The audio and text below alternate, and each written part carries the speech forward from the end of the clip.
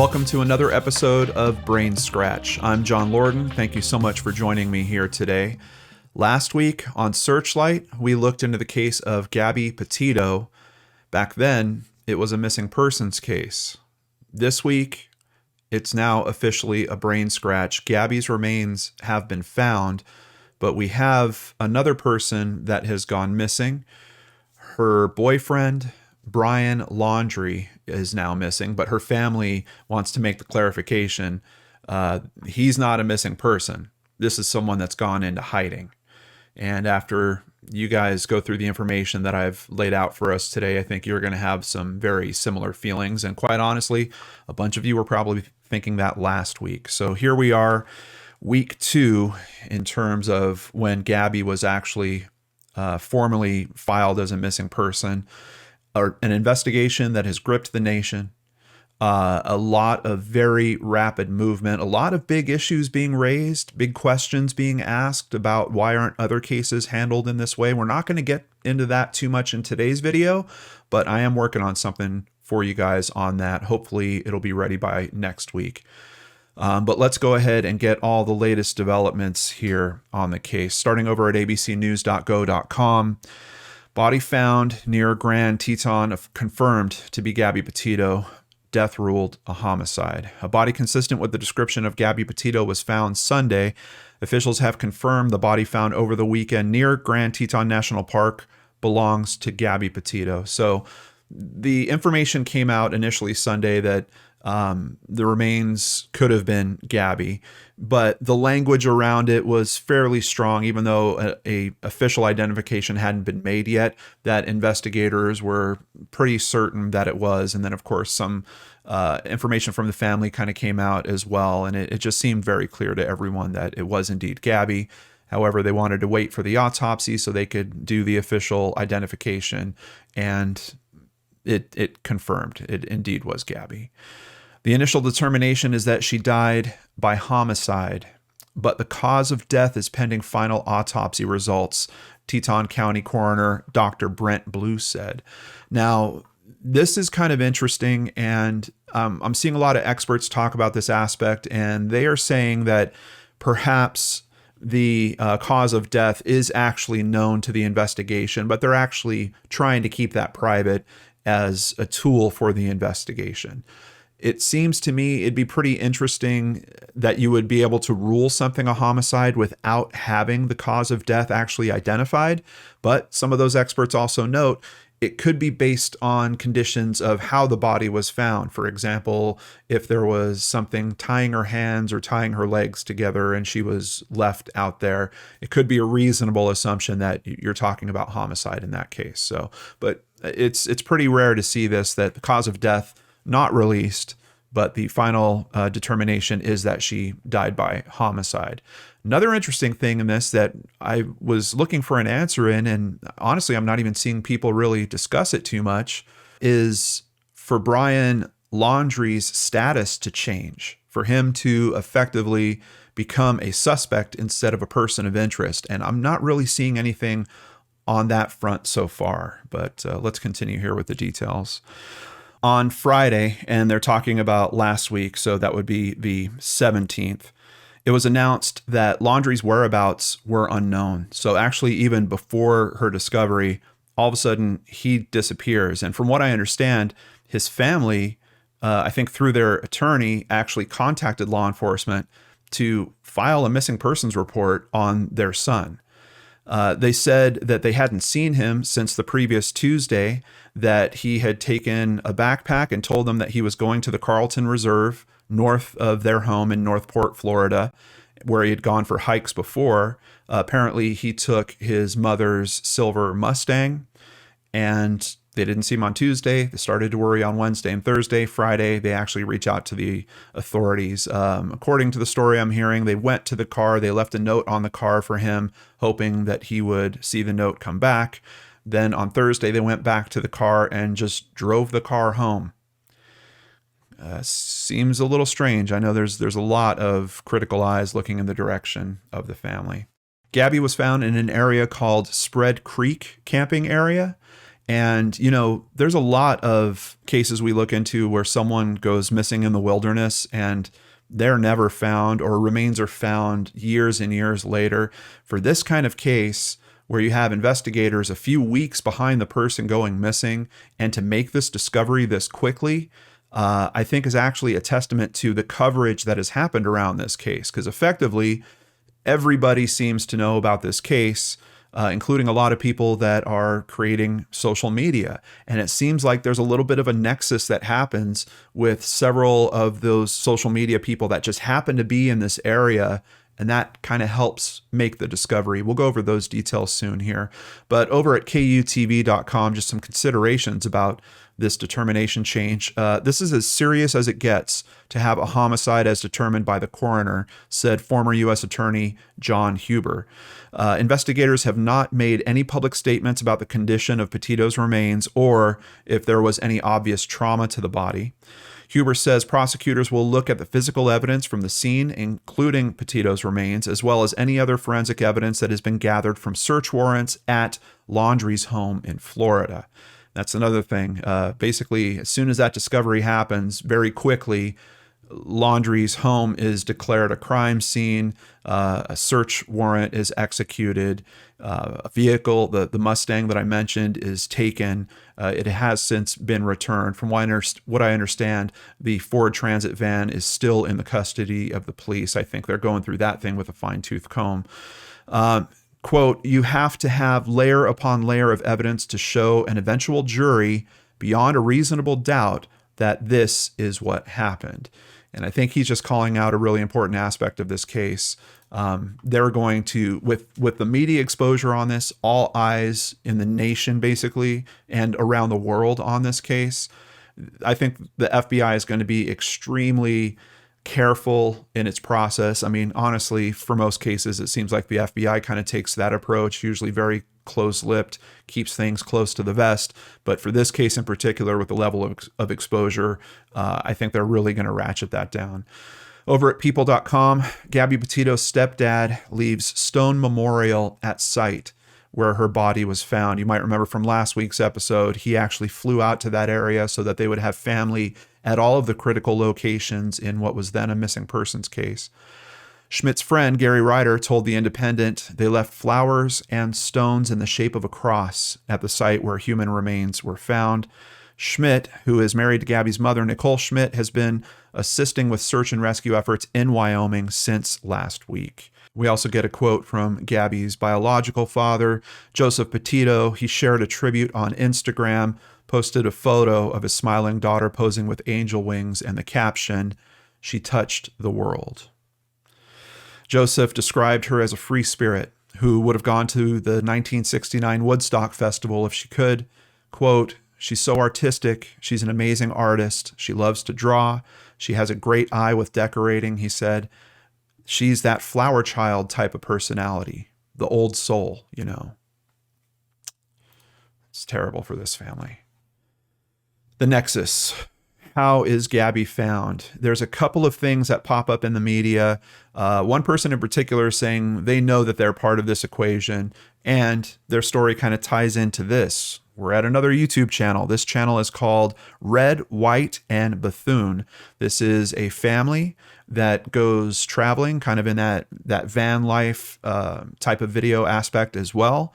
And during one of their travels, they come across a Ford Transit van that's kind of just sitting on the side of the road. We can see it right here on the left side. And what is also interesting about that is someone took this video. Let's give him some credit. Brent Shavnor took that video and zoomed in on that van from the far away shot when it's first coming up, kind of what I first showed you in this video. You could just barely make it out there. Enhanced it, and what he can see is the back door of the van is actually open, and as they approach, it slams closed right there. So it seems like at the point they're driving by, someone actually is in that van. And they drove by on August 27th, we're going to see someone else was in the area and might have noticed that van as well. Over at the San Francisco Chronicle, when Jessica Schultz first spotted the white van one evening in late August, her first reaction was irritation. The van's driver seemed to have no idea where he was going and was moving too slowly down a narrow, one-car width road near a dispersed camping area called Spread Creek in the Bridger-Teton National Forest in Wyoming. Schultz was trapped behind the slow-moving vehicle until the driver at last halfway pulled over, with only the van's nose off of the road in an area that wasn't a designated pullout. As she passed, she looked over and saw that the van's driver, first key point, was alone. Now, admittedly, Gabby could have perhaps been in the back of the van. And she quotes him as being a generic young white guy. After learning about the case, seeing all the media pop up about this, Schultz decided to contact the FBI, tell them about her sightings, and specifically about where it happened. It was in that campground, that particular Spread Creek area. She says that she and another camper friend contacted the FBI on Thursday, spoke to someone about what they saw. She said the FBI called her back on Sunday morning, the same Sunday that the remains would be discovered. Schultz said that she saw the van on August 26th, along with the young man. She saw the van again on the 27th and possibly the 28th without the man or anyone else around it. And through all those occurrences, it seems like she never saw anyone else outside of just the man with the van.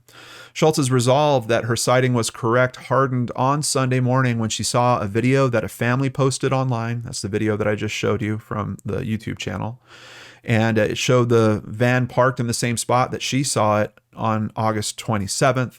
The family told reporters that they uploaded their footage to the FBI's online tip platform after calling the agency around 1 a.m. Sunday morning. So we have effectively Schultz's tip gets called in a little earlier in the week. I don't know if that moves the needle or not, but the FBI gets another nudge about it Sunday morning, and they're effectively finding Gabby later that day.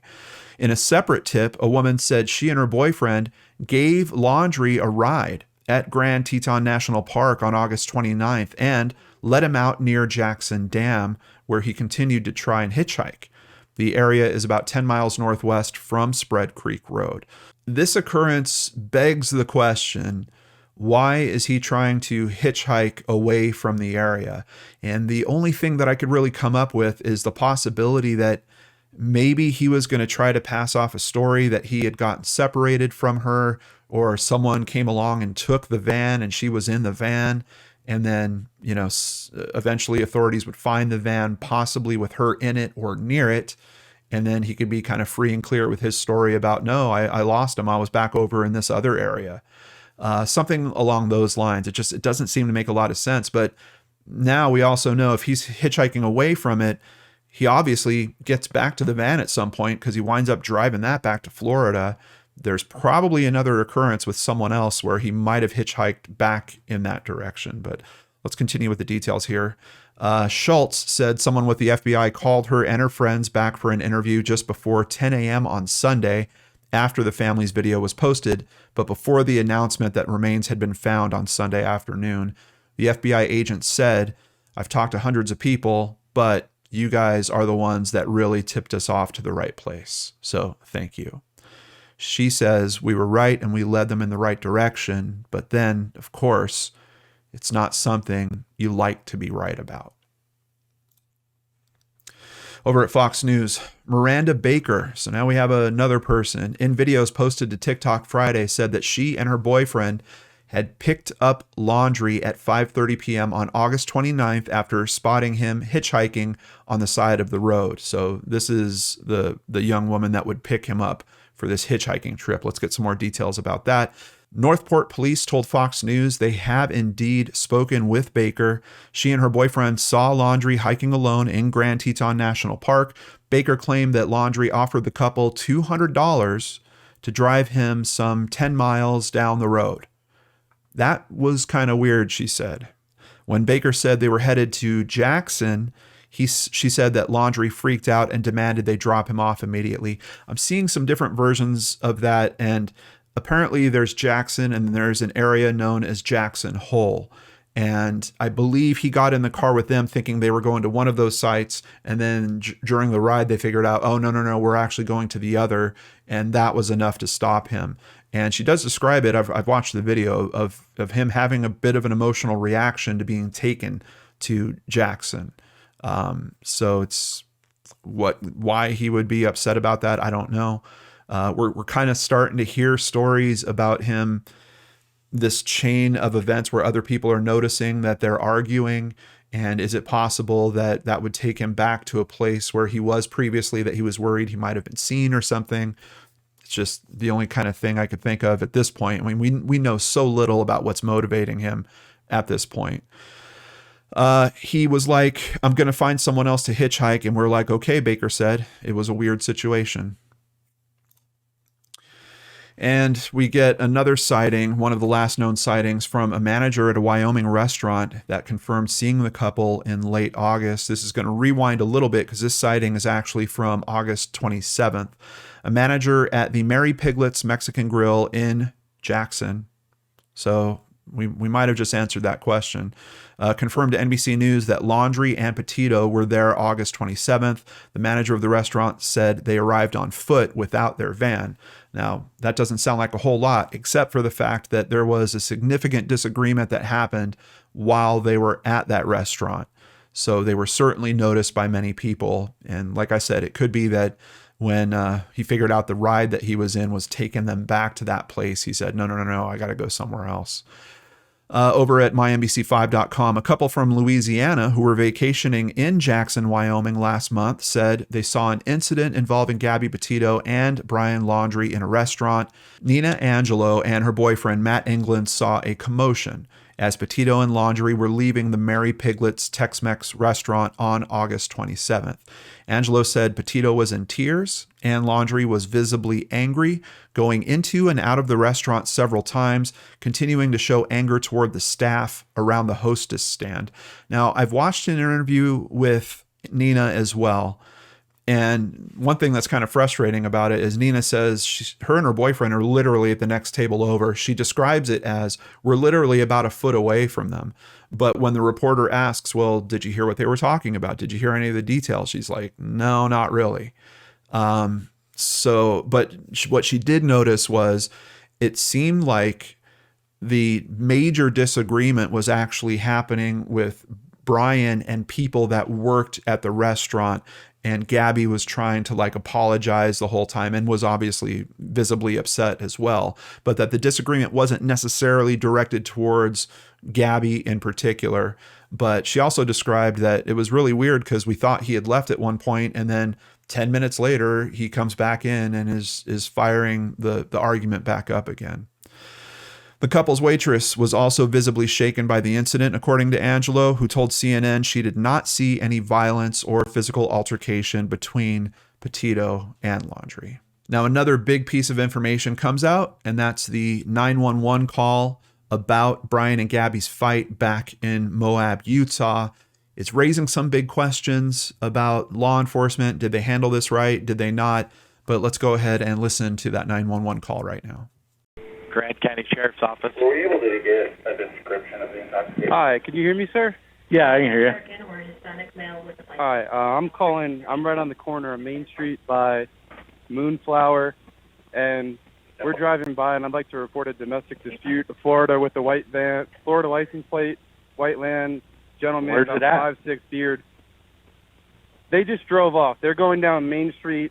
They made a right onto Main Street from Moonflower. Or what were they doing? Cooperative, but what'd you say? What were they doing?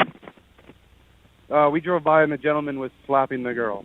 He was slapping her? Yes, and then we stopped. They ran up and down the sidewalk. He proceeded to hit her, hopped in the car, and they drove off. Okay, you said it's a white van? White van. I can give you the license plate if you give me 1 sec. I took a picture of it. What kind of white van? Like a big one? It was a smaller van. with the license plate of, it was white, Florida license plate.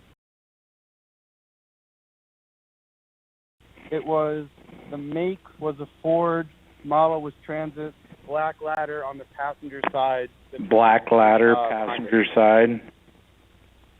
White Ford Transit. White Ford Transit. Okay, what's your name? And where did they, so they headed south on Main Street from Moonflower Market? Correct, they made the right turn. Oh, so they went north. North. Yeah, sorry, I'm not from around here. Okay, so you're right there by the post office? Right across the street, yep. Okay, and when they turned onto Main Street, they went right or left? Right. Right, so they went north. North on Main. All right, I will let somebody know. Thank you. Yeah, no worries. Bye. Thanks. First of all, I think the guy that called into 911, I mean, the details he captured, the information he relayed, just my hat's off to him. I'm really thankful that he was there to see that. But it did start raising some questions because some people are asking, well, if that's what was called into 911, why did the police in Moab react in the way that they did when they eventually caught up with the van? And as a matter of fact, some people are saying that, the dispatcher, like it didn't get communicated to the police properly. But if you look at the actual incident reports from both of the responding officers, if I recall correctly, at least one of them, and I think I mentioned this in last week's episode, one of them was aware that the original call was under the presumption that the man had attacked the woman. So kind of interesting. Now, like literally just an hour ago, this new article came out that Moab is to investigate their police handling of Brian Laundrie and Gabby Petito altercation. Obviously, once again, just with the story at this level, the heat is on everyone involved around it. And I think they're going to be just double checking that process and reviewing it and making sure that things went according to how they should for handling something like that. Now, a search warrant has come out in the state of Florida. I believe this is for a hard drive that was found in the van. It's for them to do, electronic forensics on the hard drive, basically see what's in it. I don't know what the purpose of this external hard drive would be. It might be the hard drive that they were collecting footage on for the video that they had put together. It might be an external hard drive that has a whole bunch of stuff. Could have artwork and who knows what else. But in this comes another piece of the puzzle in terms of the text messages and why Gabby's mother felt that something strange was going on. On August 27th, 2021, Nicole Schmidt received an odd text from Gabby. The text message read, "Can you help Stan? I just keep getting his voicemails and missed calls." The reference to Stan was regarding her grandfather, but per the mother, she never calls him Stan. The mother was concerned that something was wrong with her daughter.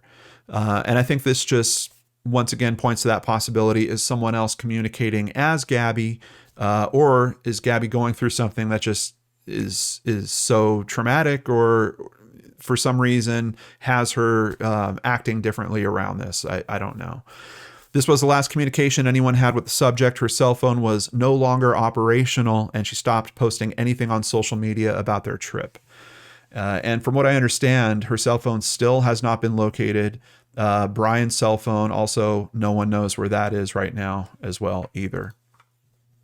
Over at AP News, FBI searches Florida home of Gabby Petito's boyfriend. So like I mentioned, once her remains are found, things start moving quickly. And the FBI gets into the house, asks the family to step out, puts the family in a vehicle, a law enforcement vehicle, and starts their search.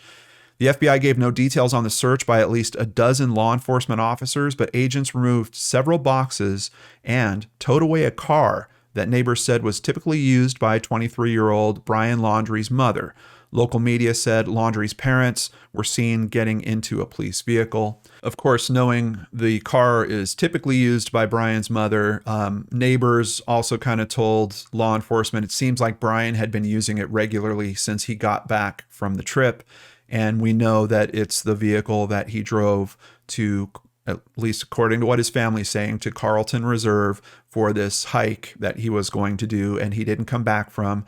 They went, somehow located the car, and wound up driving it back a few days later.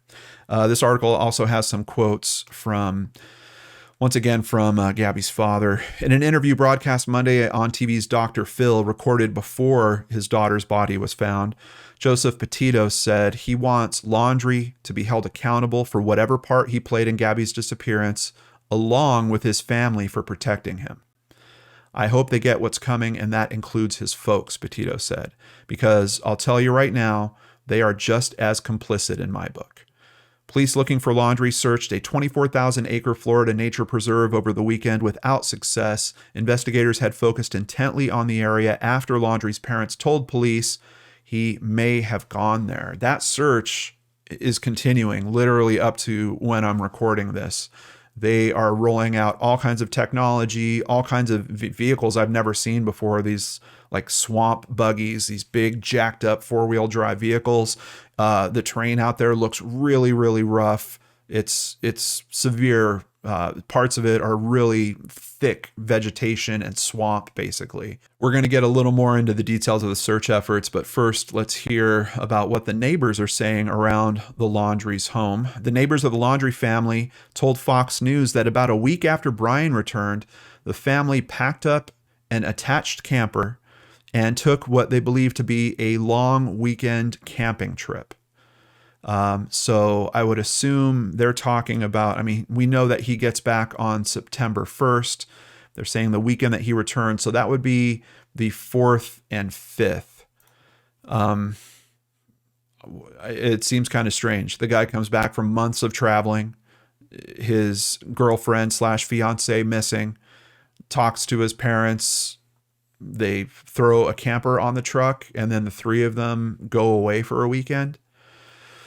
Charlene and William Guthrie told the story that it has been a nightmare living across from the Laundrie since Petito and later Brian went missing. William Guthrie recalled doing some yard work one day when the Laundries hooked what appeared to be a new camper.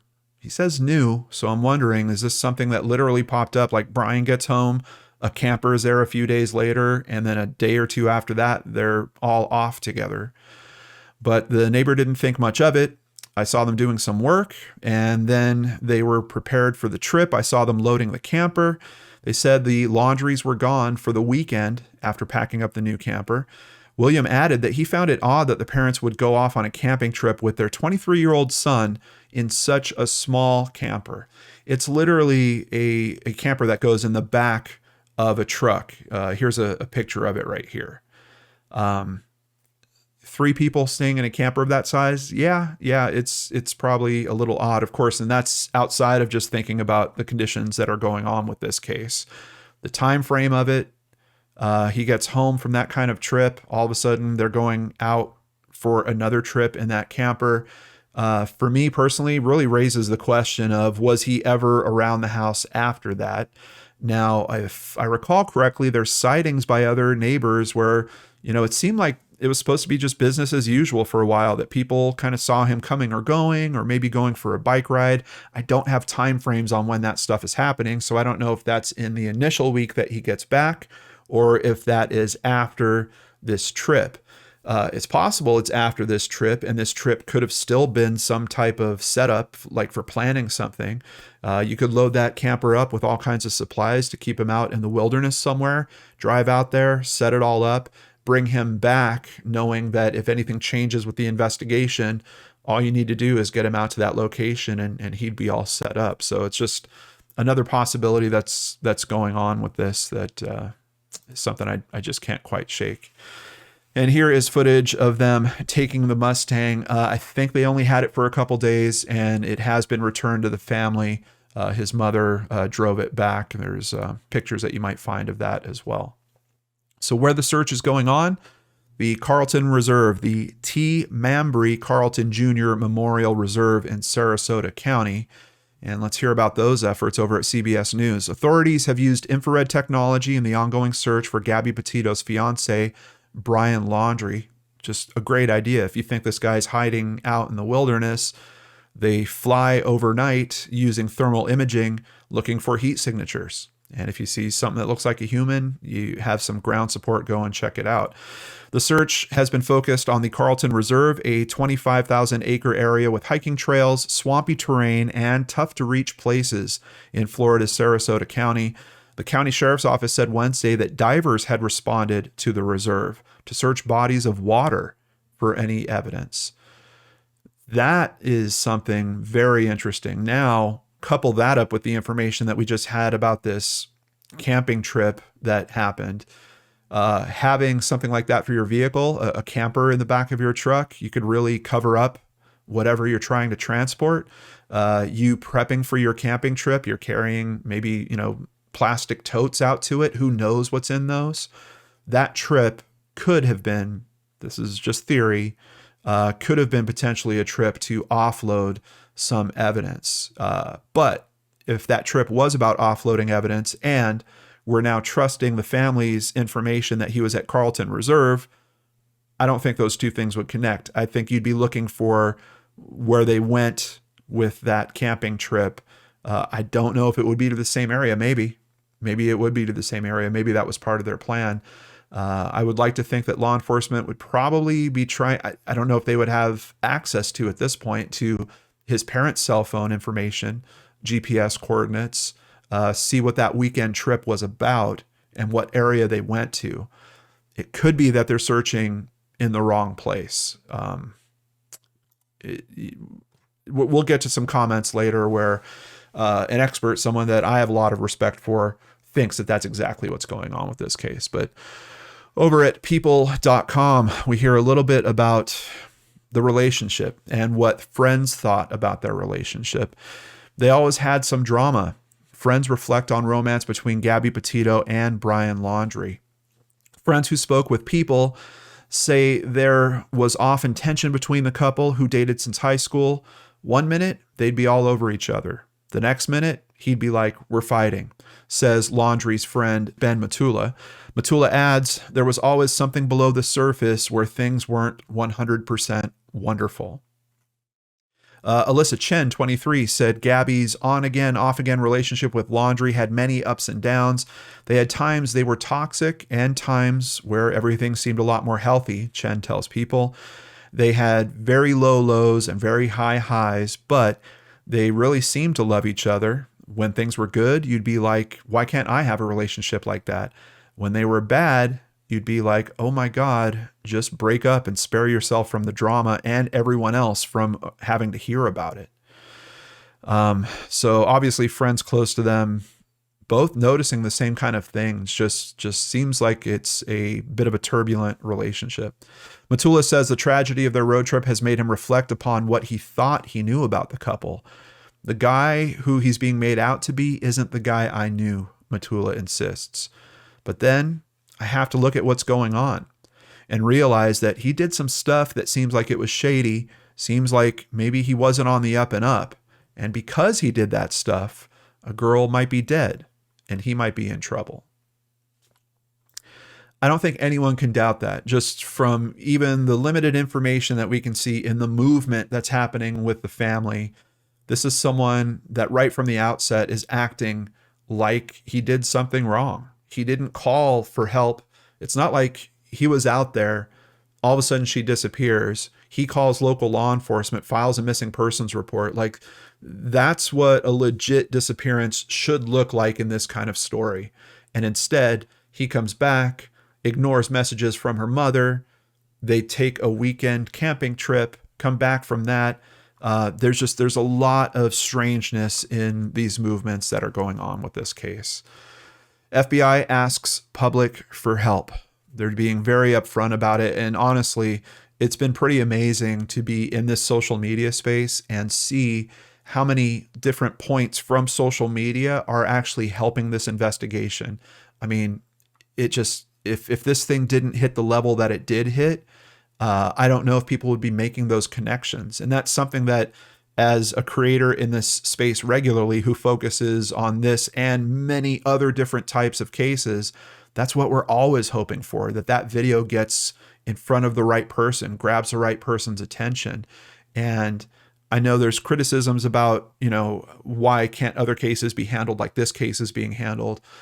I think we need to look at this case as an example of when everything is working right, when a whole country cares about someone that goes missing, and ask the questions, why don't we feel like that about other types of cases as well? Why can't we get more cases elevated to this level? Look at the movement. Look at it's weird to call it successes when we're talking about finding Gabby's remains, but I'm telling you, for an area like that, it's really, really, many of these cases, we never get to this point.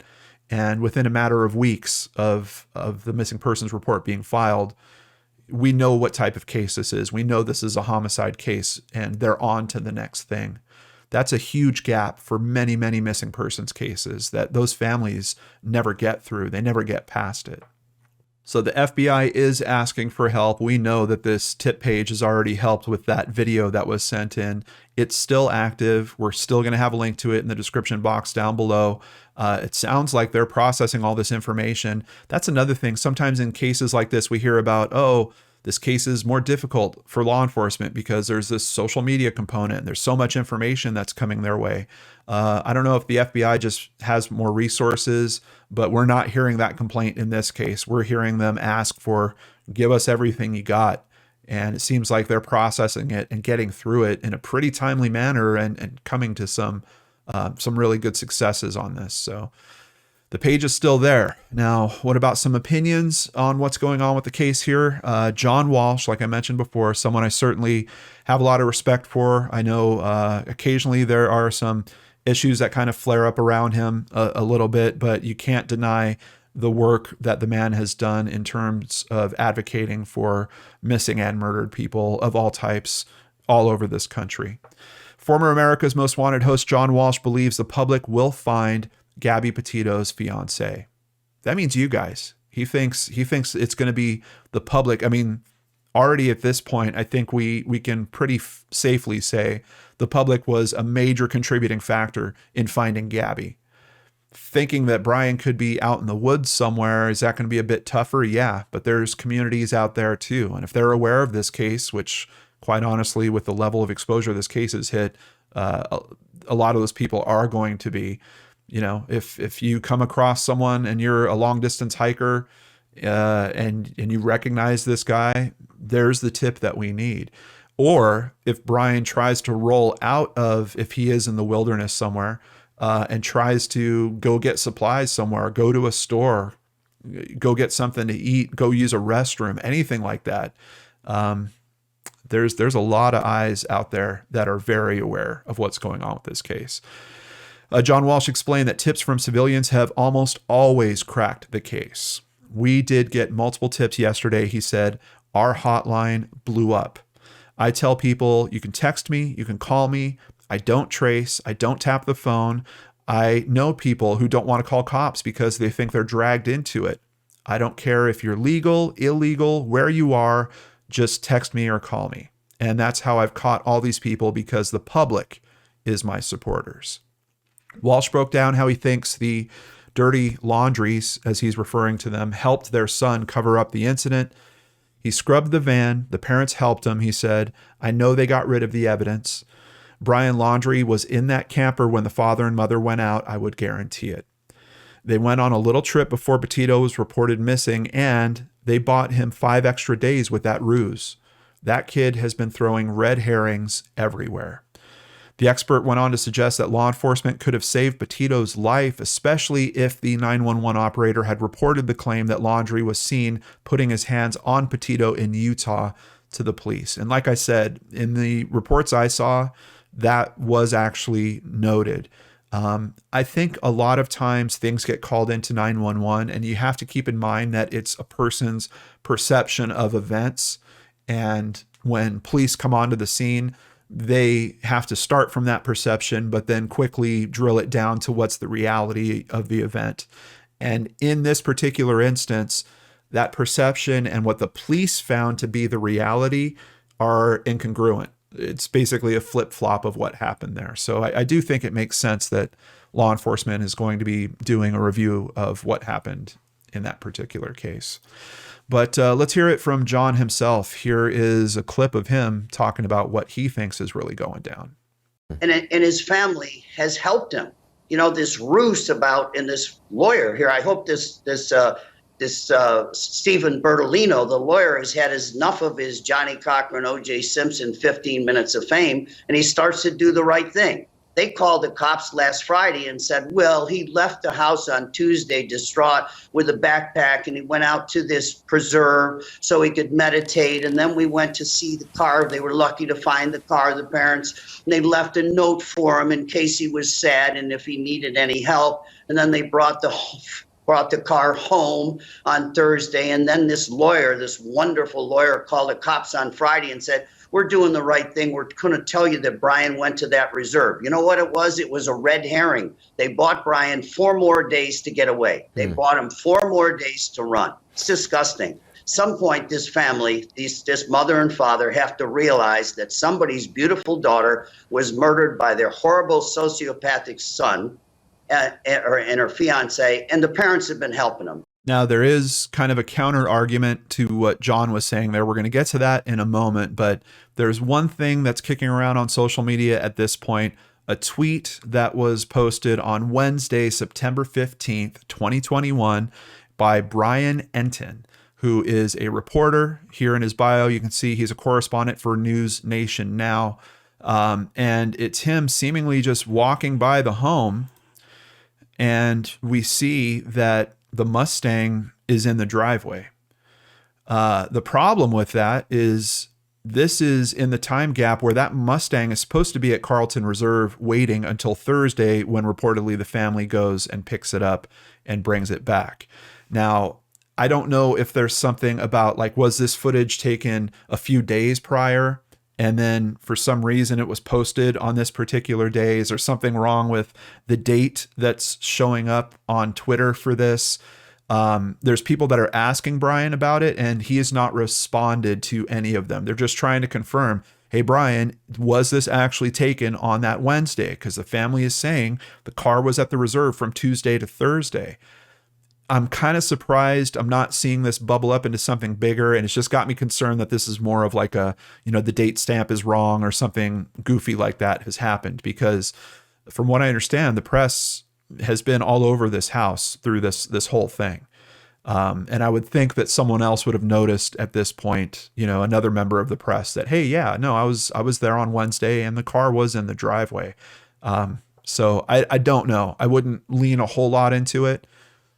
It's a possibility. I wish Brian would respond to one of those tweets and let people know if that's the case or not.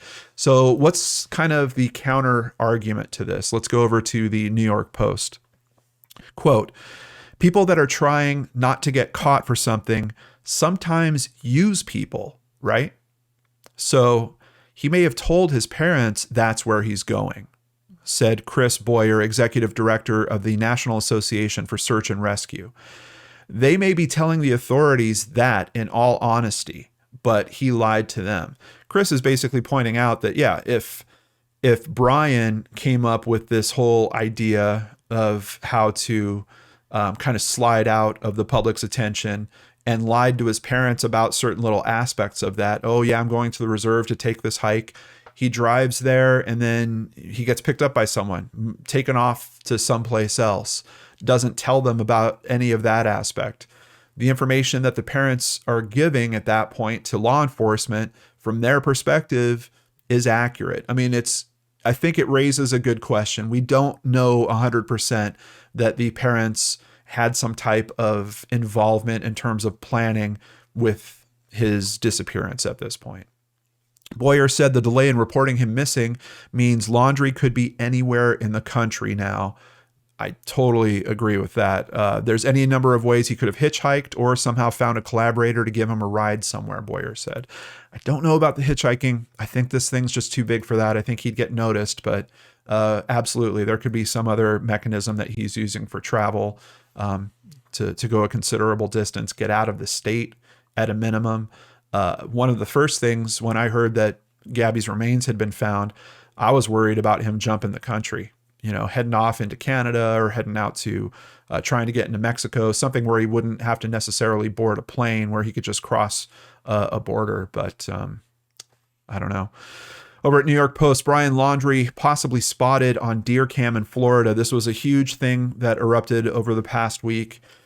Sam Bass said that he spotted the man toting a backpack at 6:17 a.m. Monday in the town of Baker, Florida, about 500 miles away from Laundrie's home in Northport. I'm not saying this is the guy, but whoever was on my trail camera this morning in Baker strongly fits the description. The Okaloosa County Sheriff's Office, which has jurisdiction over Baker, confirmed that they were looking into the possible sighting. And here is the guy. He's also carrying a backpack. People online were trying to analyze, Brian's backpack from the video that they had put out of their van life and like comparing it. Oh, look, there's that backpack has a bottom that's a different color. This backpack has a bottom that's a different color. Thankfully, we can answer that question over at Fox 13 News. Deputies in Okaloosa County said the sheriff's office has positively identified the individual whose image was captured on a Deal Trail camera near Baker and shared on social media, sparking nationwide speculation that it was the missing North Point, Florida resident Brian Laundrie. The OCSO has confirmed the man is an Okaloosa County resident who acknowledged he was the one on the Deer Trail carrying his backpack. The sheriff's office said several deputies recognized the man in the photo, and while they did not release his identity, they said the private citizen was located and a positive identification has been made. So, trail cam, not a good lead, but as everything else we're seeing with this case, very quickly acted upon once it got out there. Over at The Independent, a couple of other things that are swirling around at this point. A TikTok user claimed that she saw Mr. Laundrie in Canada, but there's no indication that any law enforcement agency is taking her claim seriously. Now, I can tell you I'm seeing a lot of articles and people commenting about others using this in the social media space to boost their social media presence. But honestly, I believe that people are trying to be helpful with this case, and this case has already showed us several examples of that, of the social media component working in a helpful way to positively shift the direction of this case. When I hear about a sighting like this, personally, I always give that a kind of low, 30 to 50% chance of actually being accurate. We look into missing persons investigations all the time. We hear about these types of sightings all the time. In the vast majority of them, they don't pan out. They are about people that know the story, want to be helpful in some way, think they see someone, and then, a little confirmation can come into play, a confirmation bias, and all of a sudden they've convinced themselves, I think that was the guy, I'm going to call it in.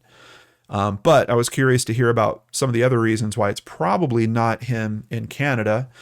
First of all, that would mean he's 1,500 miles away from his home, and doing that on foot or by hitchhiking, that's pretty serious. Canada also has strict quarantine mandates in place for foreign visitors. Sounds like it's not as easy to cross the border into Canada right now as it used to be here. Then we've got this other aspect. Coworkers of Mr. Laundrie's claimed he's well-versed in outdoor survival, though there's little beyond anecdote to substantiate those claims. One of those stories is here. His former coworker told the New York Post, in a conversation about hiking, Brian talked about the longest time that he spent in the woods, which was 6 weeks, and he bragged about only having a large pack of either cheese or peanut butter crackers to sustain him for that time. Mr. Laundrie's social media suggests he hikes regularly and often barefoot.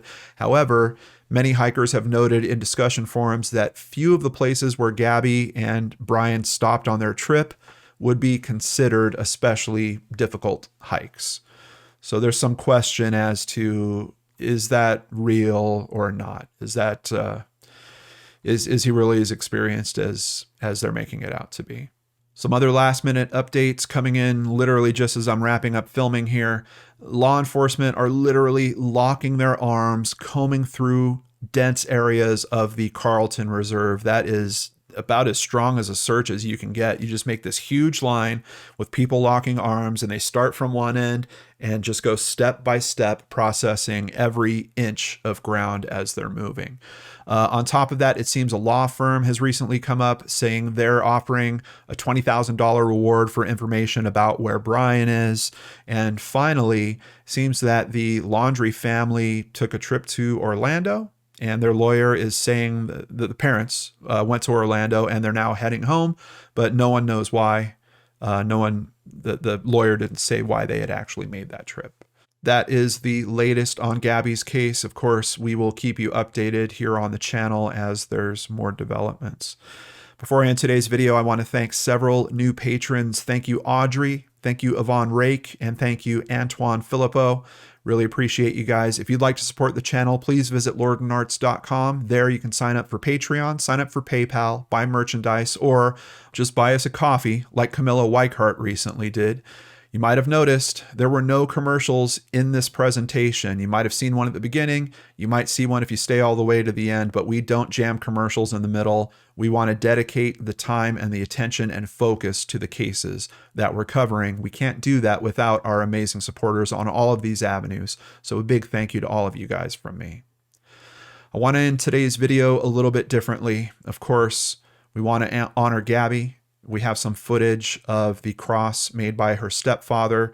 There is also footage of the massive search effort that's going on. So we're going to conclude today's video with just a montage of some of that stuff. I'll see you guys back here on the channel next week.